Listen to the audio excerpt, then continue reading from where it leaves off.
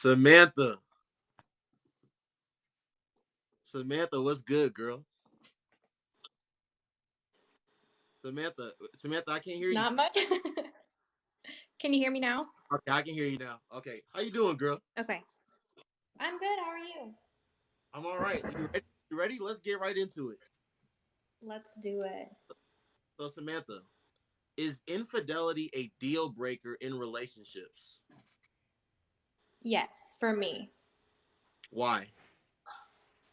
Because I think it kind of invalidates everything that's been built and just basically the respect and the reason why we're together in the first place. It invalidates pretty much everything in my perspective. Let me ask this, Samantha. Hey, Osa, please mute when you get a chance, bro. All right, hold on. All right, Samantha. So, um, let me ask you this: Okay. if you if you and a man are married, right, and y'all Mm-hmm. have 2, 3 beautiful babies together, and this man has been the greatest man to you up to this point. He's been everything you could ever want for in a partner. He's been loving, caring. He acts on it. But he slips up one time and you catch him slipping up one time. Do you think it's worth it to break up the family now and have the kids in 2 different households, possibly have step parents? What are your thoughts on that?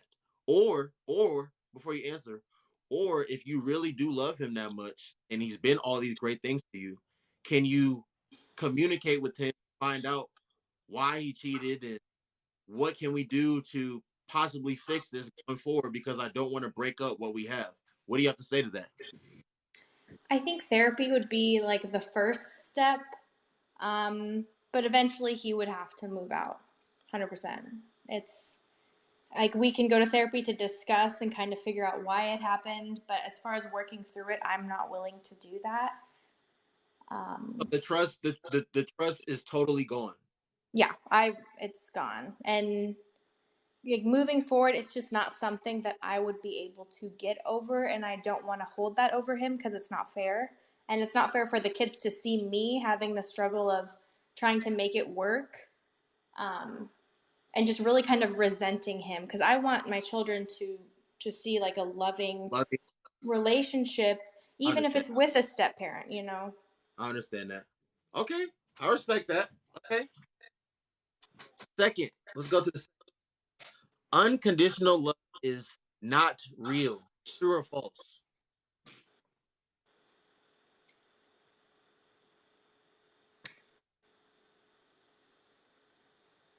I'd say mostly true. Why? Well, I think unconditional love is just a bad idea in general because it insinuates that non acceptance is a bad thing. So basically, you won't have boundaries, um, issues, conflicts. It says that they're bad because you should accept everything just because you love them. And that's a bad idea. Like, you love the person blindly, but you also love their behaviors. And I think that's, enabling and just ridiculous. So Samantha, hey, Marcy, please request, and Ant, please request. Because I wanna talk to both men and women, especially people that I know. But so Samantha, like you said, I agree. I 100% agree with what you just said. Like Mm-hmm. you said, unconditional love is basically saying that there is no boundaries. That no matter whatever it is that you do, no matter whatever it is that you say, no matter whatever it is that you put me through, like I'm going to love you unconditionally. That's basically what you said, right? Yes. But the thing is with unconditional love, so like it was termed in like the 40s and then in the 60s, the person who created it was mainly talking about infants. So infants do need unconditional love. So small children, I would say there is definitely an exception just for that. But when it comes to like our relationships with other adults, even your children as adults, there you still have to set boundaries and have expectations of how you want to be treated and how they live their lives. So, like my girl Reese was up here saying, Mm-hmm. this is my thing. How are you loving me unconditionally if you have boundaries? If there's certain things that I can do, you know, we're not going to be together anymore. I hear the whole thing about, I can love you from a distance and stuff, but No, do you really love me for real? Because like if you really loved me unconditionally, if I stepped out on you, Samantha, you gonna want to find out why I stepped out on you, and we gonna talk it through, and you gonna accept the fact that I'm a human and I'm imperfect, and I made a mistake, and I'm going to continue to make mistakes. no, absolutely not. I mean, therapy, yes. Probably just mainly to introduce the guy to the therapist so he can figure out his own stuff. Because if someone cheats on me, that's their problem, not mine. Um, and when it comes to if it's in my prenup, we're going to have a agreed upon clause that says if one partner cheats, they leave. They leave the house, they leave the family, they have to figure their own stuff out because they chose to step out on the marriage, on the family. So they will leave. And from that point, we'll have to work out, I guess seeing the kids and doing that type of stuff. But no, and I'm a very loyal person, so that wouldn't be me. So Okay, yeah. I respect that. Okay, let's go to the third one. A woman should be. I'm not saying if she minds it or if she wants to be. I am making a direct, bold statement. A woman Mm-hmm. should be responsible for majority of the financial responsibility in relationships. True or false? False. Why? Well, throughout history, there's women in families have been put into this position of a double burden, or it's otherwise called as a second shift. So basically, it's the workload of people who work to earn money, but are also responsible for like a significant amount of unpaid domestic labor, such as taking care of the kids, Yep. taking care of the house, taking care of the husband. Yep. So I'm not saying that he should always be, financially responsible, but I think this needs to be considered because even today, women are expected to take the burden of a lot more Mm-hmm. of the Mm-hmm. the household stuff. Hey, let me speak to what you said. I 100% agree with everything that you just said. I grew up in a household with both of my parents. And like you said, nowadays, women are not just, excuse me, women are not just staying at home and being traditional and cooking and cleaning. Like women have careers, they have Mm-hmm. businesses, like you said. Women are working 40 hours a week at a corporate job and having to come home, take care of their children, cook, clean. So, Jay Glass, what's up, bro? Like you said, unpaid domestic labor. I 100% agree with you on that. So, with that being said, could you pursue a serious relationship with a man that makes significantly less money than you? And when I say significantly less money than you, I'm talking like 25 to $30,000 less than you.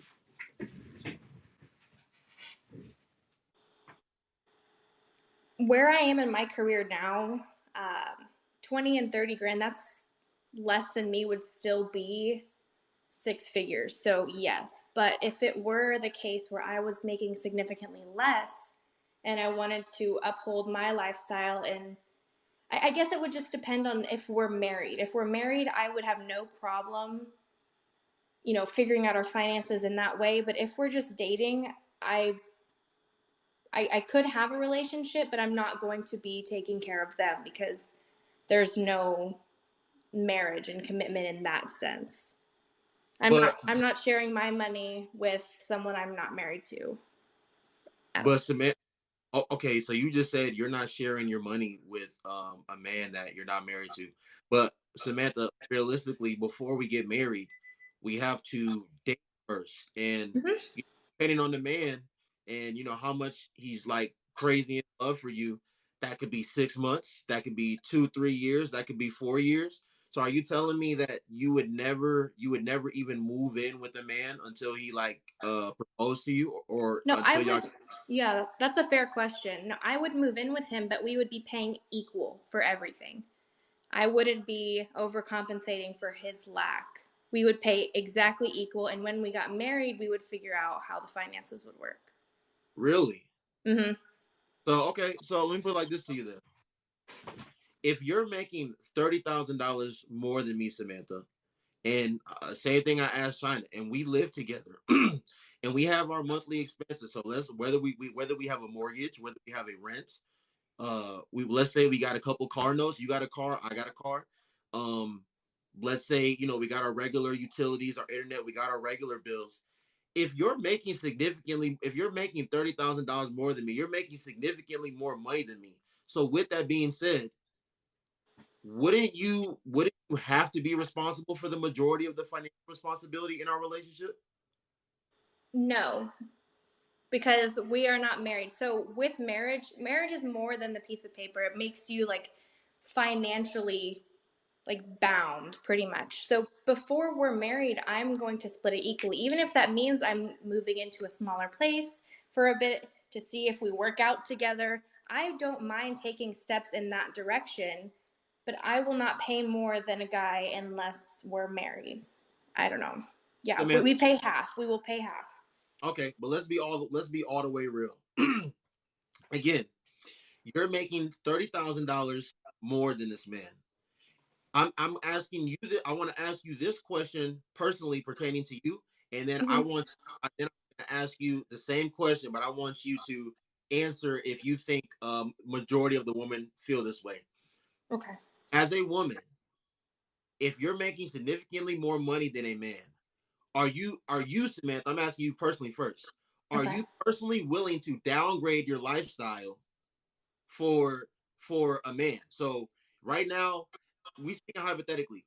Right now, you got some nice high rise out there in Dallas, Texas, and this dude that you're making $30,000 less than you has a one bedroom apartment with one bath and like a small kitchen. Are you really telling me that you're going, just for the sake of the relationship, you're going to downgrade your lifestyle and lower your standards to be level with him? So I think we would move into a new place. And when you say 30,000 less than what I'm making, that's still six figures. So we would still be able to afford a nice place, um, and probably a nicer place than what I was living in, because even paying just half, we would still both be able to afford a nicer place than what I could pay for by myself. Even though I'm making 30 grand more than him, just because of like personally where I'm at in my career and how much I make. Um, so Okay, in that sense, I understand where you're coming from. Um, and if let's say I didn't have a job, or I had a job and I was only making like, I don't want to give a number, but yeah, I was making significantly less, and yeah. then a guy made even less than me, or didn't have a job or something like that. Even though I wouldn't date someone without a job, um, unless he's in between, that's a different discussion. um, but yeah, I don't think I would do that just because we're not married. I really don't. Okay, I would okay, save my money goes into my savings, goes into my retirement, goes into my investments. I do what I do with my money. We live together. We split it halfway down the middle, and okay. that's that. Yeah. So you're a queen, like you're bossed up out here. So congratulations to you on all that. Now let's take you out of the picture, Samantha. This other queen, this other woman, she don't make six figures. She don't make 100K. Let's say she make 80K, and the guy makes 50K. Do you think most women, like I said, we putting you to the side. You want some other stuff. We're the same age. You want putting you to the side. You talking about this other woman. Do you think she's going to go go down in her lifestyle to like damn near meet his standard and be able to cater to what he's able to do. Do you think most women would do that?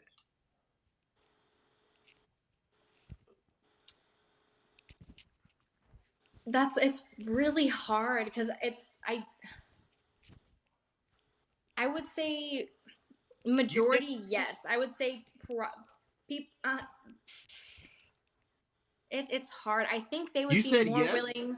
No, I think they would be more willing to overcompensate for his lack and to live their life the same way and Really? not downgrade. I do believe that women, if they're so in love with someone, and love makes people absolutely blind, right?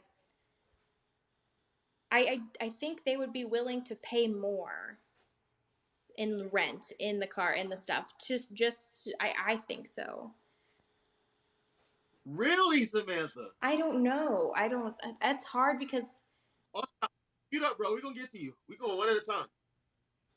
Samantha, you just told me that you think, like you said, love does make you do crazy things, but you're telling me that you 100% think that most women would be blind, and no disrespect, but in my opinion, dumb enough to overcompensate for a man. So now you basically taking care of him then.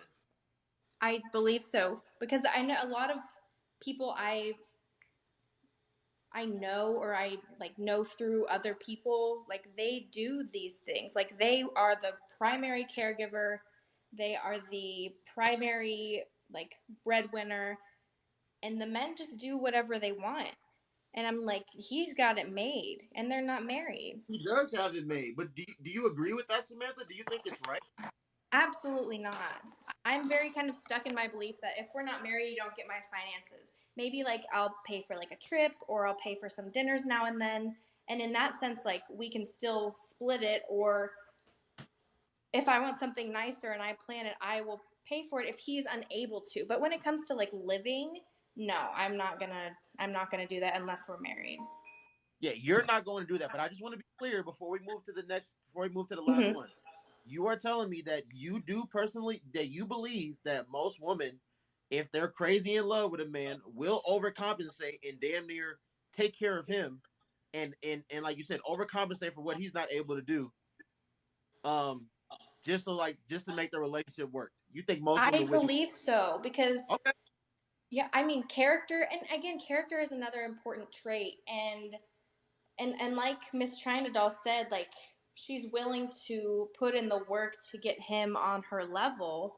Yeah. And I do see that perspective and I totally respect that. But personally, that's I don't need to work on my partner. He needs to work at himself, and I'm not considering marriage with someone who needs to improve that much. You know, because my table is set. I'm bringing 3-course meal. He needs to bring the same as well before we even consider marriage. I don't know, moving Okay. together, sharing finances. Yeah. I respect that. I respect that. Let's get to the last one then. Is emotional cheating just as wrong as physical cheating? Okay. And I just want to preface that my mom makes significantly more than my dad.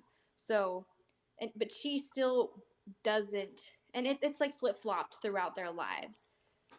But she just still doesn't consider herself as the primary because I think in a marriage you should have at least 4 bank accounts. You know, You believe in joint accounts? I believe in 2 joint accounts for rent, for savings and for different things and then you need to have your own accounts for your separate things. And everything that you've made before you got married needs to be in a completely separate account just in case something goes wrong because they're not entitled to what you've made or the property and things you've acquired before marriage. So that's separate. Okay. So now, do you think emotional cheating is just as wrong as physical cheating? Yes, I think they're both bad, right? But I think it's different for women and men. Because I think a woman would find emotional cheating harder to deal with because of the time that it's given into that emotional relationship and the Right. fact that she feels like insecure because she feels like she's the other woman instead of it being the other way around. And when it comes to men, they're like physical cheating is going to be more painful because it emasculates them. It's going Right. to make them feel extremely insecure about themselves. So I really depends, I think, on which gender is doing the cheating and what they're doing. But cheating is cheating, and they're both, I think, obviously wrong. Okay, let me ask you this, Samantha. Mm-hmm. Would you be cool with, and obviously we're just speaking hypothetically. I know you're not in a committed relationship right now. Hypothetically, would you be cool with your man still having relationships and communicating with his exes and or women that he has been involved with, romantically involved with in the past? No, what does he need from them? Like, why are they talking? What is the reason? He doesn't need a damn thing Okay, from them. then he But doesn't need to be talking with them. End of but story. this but despite the fact that at one point in time they were in a relationship, they didn't end on bad terms. They didn't end on the worst terms. They ended, quote unquote, amicably. So they still communicate from time to time. They're still cordial. So he doesn't need anything from them. So being, like I said, just for the simple fact that they ended amicably and they still are cordial, are you okay with him communicating with those women if he still has a good relationship with them? No. Why not?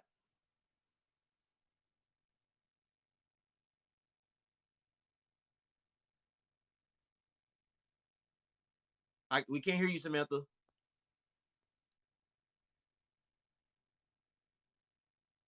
Still can't hear you, Samantha. Fix that audio. Rex, can you hear her? Also, can you hear her? I can't No, hear. Can you hear me? I can't hear. Samantha. Hello? Yeah, I can hear you now. Hello? I can hear Okay, you. I don't know what happened. That It's was all weird. good. Uh, what was I saying? Oh, yeah, no. Yeah. Yeah. Tell me, um, tell me why. I mean, amicably or not, I mean, there's genuinely no reason for that. And it would just cross my personal boundaries and expectations set in the relationship. And I would respect him in the same way. Anyone that I have been intimate with or, dated in the past, I wouldn't continue Okay. conversating with them because they're not bringing anything into my life. I don't care if we ended amicably. There's nothing more I need or want or like care Also, for mute up, bro. Sorry, in that Samantha. Go ahead. sense. Sorry, my bad. So you're No, you you're fine. you basically you're basically saying that you just feel like there's no need, whether you guys ended amicably or not. There's no need. He can just ignore her. Hey, what's up? How are you? Because why does she need that? Like, there's no Okay. reason. He can ignore it, and that's exactly what I would do. I mean, I was in a relationship for 5 years, and people would Yeah. reach out to me, Yeah. and I would either respond with, "Hey, I'm in a relationship, and I'm not comfortable talking with you," or I just wouldn't respond. Okay. I respect that. Let me ask you one more question, Samantha.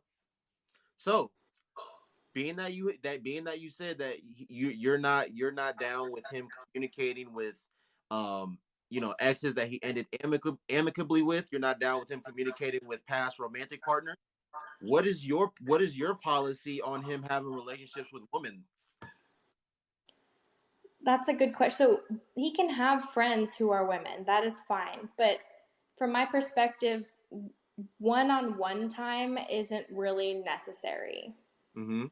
I don't think he should be alone with another woman or I should be alone with another man because there's really nothing like conducive that comes from that. And there's really also no need for that. If he wants to do something that involves a girl, I'm going to be next to him. You know what I mean? And just out of like pure respect, unless they're planning something for me, or if it's like one of my girlfriends and they're planning something for me, like a proposal or like a birthday party, something like that. But even then, it's still like there's no reason for him to be alone with a woman, and there's no reason for me to be alone with a man. I mean, except for work. If it's like a work type thing and they're in meetings or like I work is a different type of thing. Okay. Hey, Yeah. Samantha, I appreciate you. I appreciate you coming on my platform again, being Yes. respectful, man, being open, being honest. I enjoy talking to you. And I look forward to having more of these conversations with you. Yes. Thank you, Samantha. You have a So good night.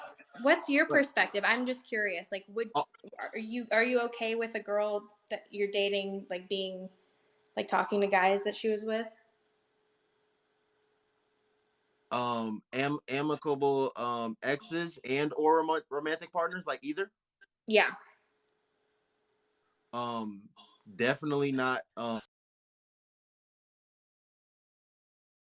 past romantic partners. Hmm. And fuck that. No, don't talk to your ex either. Why are you talking to your ex? There's no reason for it. Like, why? I just Why are thought you about doing it. this? Why You're are doing you this talking to to piss me him? off. There's no reason to freaking do this. Like there's genuinely no reason for this to be occurring. Like, Hold on, y'all. I just thought about that. Hell no, you can't talk to your ex. What? no. Let me catch you talking to your ex and see what happens. What? Yeah, Oh, absolutely I don't not. I know. don't know. That just I think increases the chances of funny Right, business. I don't know. Even especially with like romantic partners in the past, like one night stands right, or like quick like 1 week relationships, because that's basically all it right, was physical. right. So it's like, so why are you talking to them? You didn't have any type of emotional bond. Even if you did, still don't talk to them. And all you had was physical, so why? No, Like, why are you responding to the hey, how you doing, girl, or like what's up, boo, whatever the frick they're saying? Like, no, shut up, bye. no. Listen. I 100% agree with you, Samantha. Hey, if Samantha, if I'm ever out in Dallas, we gonna link up. We gonna link up and get some coffee or something. All Okay. right. You have a good night. Take care, you All too. right.